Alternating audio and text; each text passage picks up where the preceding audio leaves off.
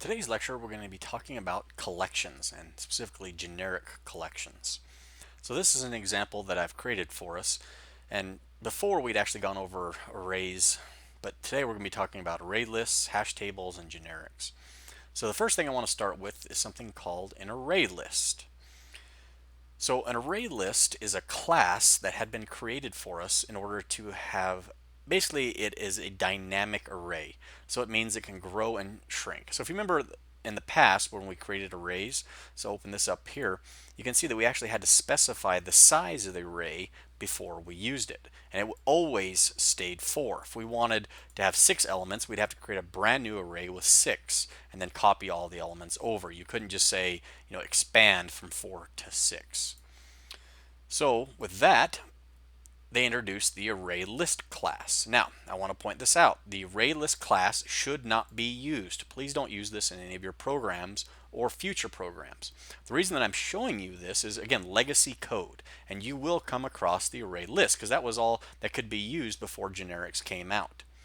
So an ArrayList, it's just a class, but we have different methods. Now, you'll notice we have this .add method. So you could add anything you want to this array list. Now you'll notice it says .add object value, which means I can pass in any type I want. It could be an integer, it could be string, it could be objects from any class that you've created.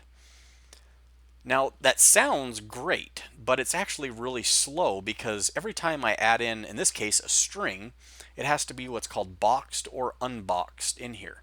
So essentially it's casting it every time, so that's just a slow process.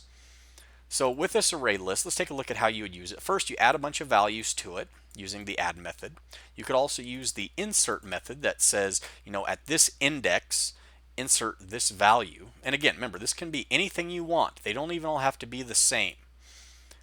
We can also remove values out of our list. We can even have methods built in like sort, which is kind of nice. And then we can loop through each string in our array list. So that's how you would use this array list. I just want to again point this out for legacy code. But this has been replaced by newer methods or newer classes called generics. Before we get to those, I want to take a look at what's called a hash table. Now you've probably heard of a hash table before, but this is the class in C#. Now a hash table has a key value pair, and it's great for high-speed lookups. So if you have a huge list of items and they all have some sort of key that can look them up, like an item code, or in this case like a social security number, you can have this huge hash table that you can look up values very quickly via the key. So in this case, you can see myhash.add. Now just like the array list, you see how it passes in an object for the key and an object for the value? That means anything can be passed in for the key or the value, which is why it slows it down. But again, at one point in time, this is all we had to use. Do not use the hash table for any new code. Only use it for legacy code. Do not use. But let's take a look how you do use it, because again, there may be code you have to maintain for this. So we can add values in. So the first thing we have to add in is the key. The next we're going to add in the value. Now you'll notice that again, because they're both objects, rather than just passing a string, I could have had a person class that held, or an employee class that held 50 different attributes of a given employee. But in this case, we're just passing in 2 different strings. Now right here we can see my hash, and we're using it kind of like an array. We're essentially saying, hey, for my hash, pass in the key and return me the value, and I'm going to put it to a 2-string method. Because again, because this can hold any type of object, that's why I'm using the 2-string method at the end. We can also say, does it contain a particular value?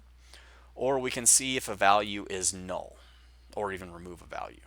Now I'm going over this a little bit quickly because again, these are things that you should not be using in the future, but I want you to be aware of them. So what should you be using? Well, you want to use generics.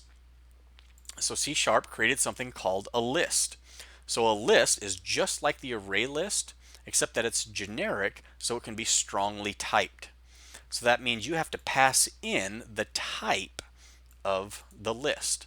Remember how we created in a previous example, we looked at how there was a stack class and you passed in the generic type? Well, that's exactly what they've done for us. This is just a list of items that you have to pass in the type. So you can see we're creating a list of strings. In this particular case, we're saying mylist.add, and you can see now the difference is if I highlight add, you can see it's telling me very specifically I'm expecting a string for the item that you're passing in. There's also a remove method, but exactly the same. It knows that it's expecting a string to get passed in. We can also index it in our list by just using these brackets. You can tell it which item. So that's the generic list. Again, that replaces the array list that we just looked at up here. The next is something called a dictionary. So a dictionary replaces the hash table.